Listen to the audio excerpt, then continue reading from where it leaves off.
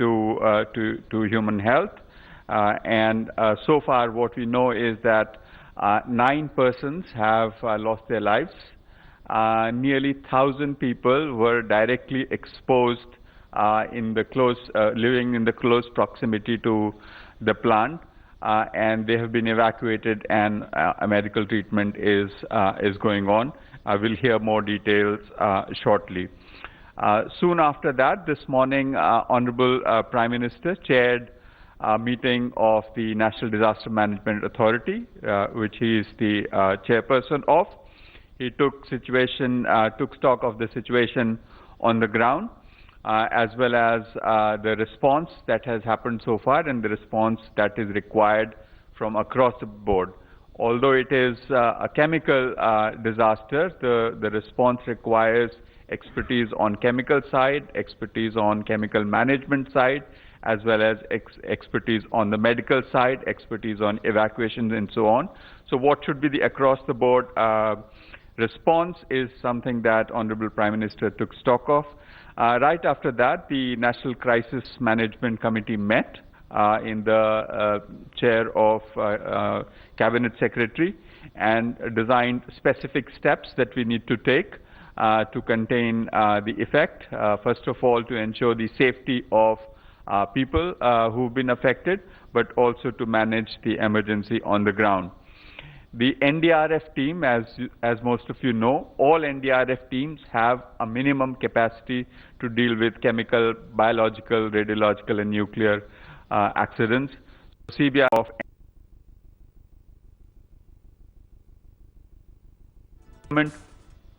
they have assisted with the evacuation of communities in the immediate vicinity. The DG NDRF will shortly talk about it. In addition to that, the central government is mobilizing specialized CBRN teams from Pune, where we have the core capacity on CBRN of NDRF located, and fly them onto the site to see what is the kind of technical support that can be provided to the plant, to the state authorities, to the local authorities as well. We are also mobilizing from the central government specialized technical support to assist the medical practitioners in the area who may not have dealt with this kind of chemical emergency. How do you deal with people who have exposed from the medical perspective? So basically, this is a quick overview. With that, I turn over to DG NDRF, Mr. S.N. Pradhan, to talk about the NDRF response. Thank you. Thank you. The National Disaster Response Force, as you all know, is the first responder, the federal first responder for any kind of disaster. This was a chemical gas leak, and the incident happened, as per report, at around 2:30 a.m. in the night, previous night. Initially, the people were affected in terms of throat irritation, skin irritation, and some toxic gas smell. So the local villagers tried to contact the local administration and the local police station, and the initial movement was from the local police station, the local civic administration, and the fire services. Around 5:30 or 5:45, the local NDRF unit, which is stationed in Visakhapatnam, which is called the Regional Response Center Unit, RRC unit, was informed, and the RRC unit immediately rushed and was there within half an hour.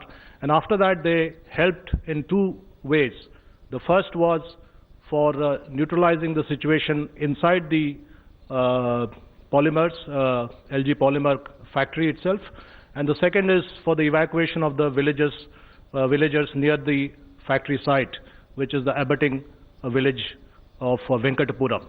So about 200 to 250 families were evacuated, and door-to-door search was done by the NDRF. As you all know, that the NDRF is, as the member Mr. Kamal Kishore said, NDRF is equipped with experts who handle chemical disasters. So this team also had experts, and those were suited up in the chemical resistant suits as well as oxygen cylinders, and they went into the premises and also door to door to recover people who may be stranded. There were some people who were unconscious, or semi-conscious. There were people who were not able to move. There were children, there were women, there were people who are elders. All of them were helped, and in the process, more than 500 persons were evacuated from that area.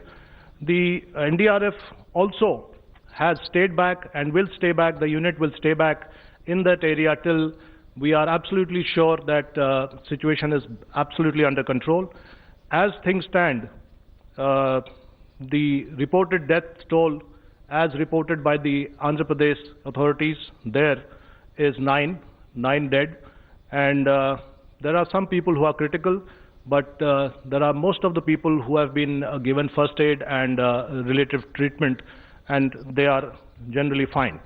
The NDRF on its part will continue to be on the site, as I said, and it will assist the local administration till it is required. So I underline, till it is required.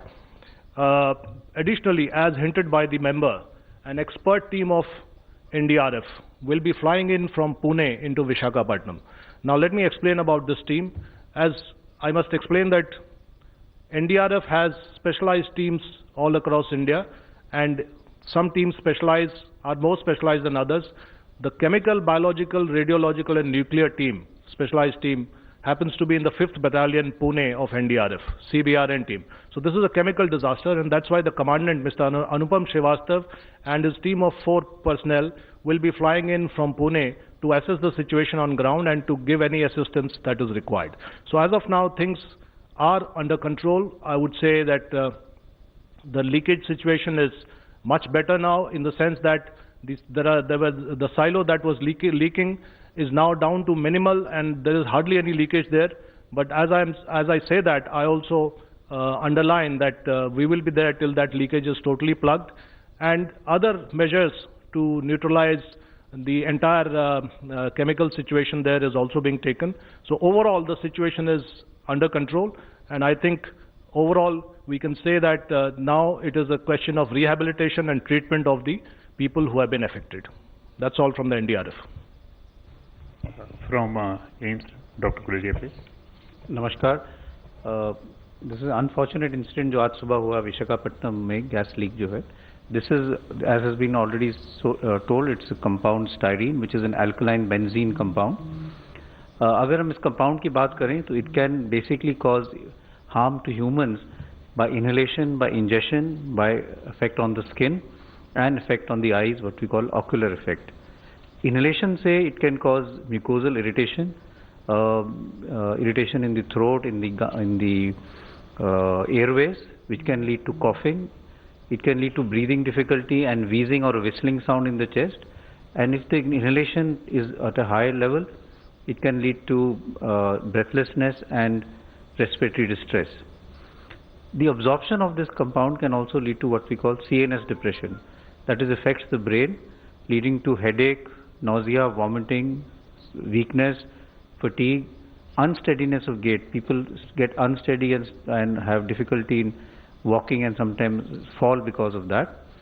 In high exposure, it can lead to coma, pulmonary edema, and sometimes even lead to irregular heartbeat. Effect on the skin is usually mild in the form of irritation, itching, some degree of dermatitis can happen, and it can also irritate the eyes, leading to again irritation. A syndrome known as styrene sickness has also been described, which leads to nausea, vomiting, and again unsteady gait, which has been said could be inferior in a drunken state. There is, as far as treatment is concerned, there is no specific antidote. There is no definite medicine for reversing the effect of this compound, and treatment does remain mainly supportive. The first thing that one needs to do is remove the individuals from the affected area, and as you've heard, that has been done aggressively since early morning. Individuals, because of exposure that can happen through clothes are to be removed. The exposed eyes can be washed with water, and you can use an absorbent like tissue or towel to clean the skin so that the deposition of the skin is clean. Water can also be used, and then these individuals have to be monitored for any breathing difficulty and for any drowsiness, because like I said, it can affect the lungs but can also affect the brain. Main treatment strategy is to watch out for any breathing difficulty and airway management, Some of these patients will require to be intubated and put on a ventilator. Many will just require oxygen therapy, and we have to monitor for their oxygen, respiratory rate, and their CNS depression. If there is bronchospasm or breathing difficulty, sometimes nebulization can also be given as far as treatment is concerned. In some, there is some data that in very sick patients, even steroids have been given when there is acute lung injury. So by and large, it tends to be an illness which is not universally fatal. In most people, there is good recovery. It causes more irritation of the airways, and depending on the degree of exposure, the effect can be much higher. So those who have had a very close exposure, they are the ones who have a higher chance of having severe effects. Currently, as has been said, that although a large number of people are admitted in the hospital, most of them are stable and should hopefully make a good recovery. Thank you. Just one update on the deaths. The latest figure is now 10. I just got the information that 10 people have succumbed. Friends, details coming from the spot ground will be shared with you as and when we get it. But experts are here. So any specific questions? Okay, 53.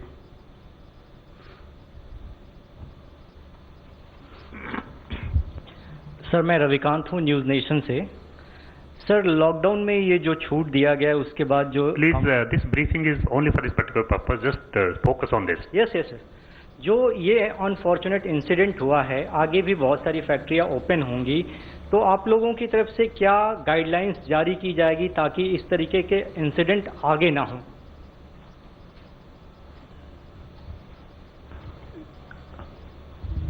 See, on the chemical, biological, radiological, nuclear, CBRN safety, there are detailed guidelines put out by the National Disaster Management Authority. I think all of those guidelines have to be followed. वो सारी जो दिशा निर्देश जारी किए गए हैं अब तक, वो लागू किए जाने चाहिए. उसमें कोई नया बदलाव करने की जरूरत नहीं है. हाँ, जहाँ फैक्ट्रीज में, कारखानों में, प्लांट्स में लोग काम करते हैं, वहाँ सोशल डिस्टेंसिंग मेजर्स उनके अपने ऑपरेशन के अंतर्गत किए जाने चाहिए. लेकिन जहाँ तक केमिकल सेफ्टी का है सवाल है, उस पे हमारे रूल्स, रेगुलेशंस, गाइडलाइंस बहुत क्लियर हैं. उसको जैसे पहले हम रिगरसली इम्प्लीमेंट करते थे, वैसे ही इंडस्ट्रीज को करने की जरूरत है. 14. सर मेरा सवाल डॉक्टर गुलेरिया से है. जो लोग वहाँ पे अस्पताल में हैं या फिर जो लोग अपने घरों में हैं, क्या उनको अभी कोई विशेष हिदायत की ज़रूरत है या फिर वो निश्चिंत रहें कि अब कुछ उनको नहीं होने वाला है? तो जो लोग वहाँ पे हैं उनको तो वहाँ से विलेजेस को इवैक्यूएट कर दिया गया है और उनको मॉनिटर किया जा रहा है कि उनको जैसे मैंने कहा, 2 मेन इफेक्ट्स है, रेस्पिरेटरी और CNS, उसके कोई असर तो नहीं है. जो हॉस्पिटल में लोग दाखिल हुए हैं जिनको कोई सिम्टम्स हैं, चाहे वो इरिटेशन ही हो, चाहे वो ब्रीदिंग डिफिकल्टी हो, उनको भी क्लोजली मॉनिटर किया जा रहा है. And there is also house to house visit in that area to see कि कोई किसी और जो सराउंडिंग एरियाज में है, किसी को कोई मेडिकल प्रॉब्लम तो नहीं है. एक तो एक्सपोजर, आपको अंदर ही रहना, एक्सपोजर अवॉइड करना है. आउटडोर जो गैस है, the gas doesn't stay for a very long time. अगर इरिटेशन हो तो वॉश करना है अपने आँखों को. स्किन में अगर लगे इरिटेशन है तो उसको किसी टिश्यू से क्लीन कर सकते हैं, पानी से धो सकते हैं. और अगर सांस की तकलीफ हो या ड्राउजीनेस हो तो हेल्थ केयर फैसिलिटीज़ को इमीडिएटली कॉन्टैक्ट करना चाहिए. 153. Sir, Polemy from India Today. My question is one about the radius of the area from where people have been evacuated. Second question is about the treatment that's going on in KG Hospital. How many are critical of those? And also initial findings are suggesting a burst in the valve which was controlling the gas over there. Probably some semi-experienced labor handled the situation, as a result of which this incident happened. Could you throw some light on that? So there are 3 questions. The first part, maybe DG and DRF can take. Well, the incident, as I said, happened at 2:30 a.m. in the night. So it was actually only the factory personnel who were there, and it's a matter of investigation exactly what what is the cause of the leakage. So that is under investigation. The local police has already started proceeding in that direction. So we'll know that very soon, I think. But the evacuation has happened primarily in the nearby villages. Venkatapura is the first village which is most abutting the site.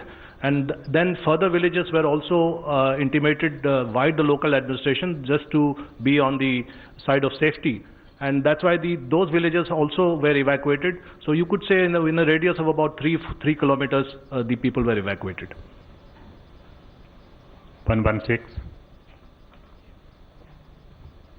Sir Brahma Prakash Dwivedi ji news से मेरा सवाल professor Guleria जी से है। Sir जो इसका impact है जो लोग भी प्रभावित हैं जो परेशानियां हो रही, क्या ये लॉन्ग टर्म इम्पैक्ट भी करेगा? क्या इसका किस तरह से प्रभाव देखते हैं? कहीं भोपाल गैस ट्रेजेडी की तरह लॉन्ग टर्म इम्पैक्ट तो नहीं इसका रहेगा? तो chances of long term impact are less, because ये जो कंपाउंड है ये बॉडी से मेटाबोलाइज होकर जल्दी निकल जाता है. This is an acute exposure rather than a chronic exposure. But we will have to follow up and see. But as of now, the data doesn't suggest a significant long-term effect. 60. Sir एक छोटा सा clarification था. प्रणय उपाध्याय हूँ ABP news से. कितने लोग critical हैं अभी? आईसीयू में कितने लोग हैं? वेंटिलेटर पे आपने कहा कि जरूरत पड़ती है कुछ लोगों को रखने की जो क्रिटिकल एक्सपोजर में हो, तो ऐसे कितने लोग हैं? इनिशियली जो सूचना मिली थी 20 से 25 लोग क्रिटिकल हैं, लेकिन पहले सूचना थी कि वेंटिलेटर्स पर है, लेकिन जो विशाखापट्टनम मेडिकल कॉलेज है उसमें कोई वेंटिलेटर पर नहीं है अभी. तो ये खबर हम लोगों को अभी सुबह जो मीटिंग हुई है उसमें मिली. तो हम लोग अभी और भी हॉस्पिटल्स में अगर पेशेंट्स हैं तो उसका हम लोग पर्टिकुलरली डिटेल्स ले रहे हैं. लेकिन अभी जो सूचना है क्रिटिकल में 20-25 थे सुबह तक, बट दे वर स्टेबल. 35. और डेथ टोल अभी 11 हो गया. अभी जो लेटेस्ट मेरे को कमांडेंट ने भेजा है 11 deaths. Sir Sandeep from news 18 India. Sir मेरा जानना था कि कितना. Hi everyone, Preeti Chaudhary here. Hope you like this video. For latest news and analysis, like and subscribe to the India Today YouTube channel. And don't forget to press the bell icon to stay updated. Thank you for watching.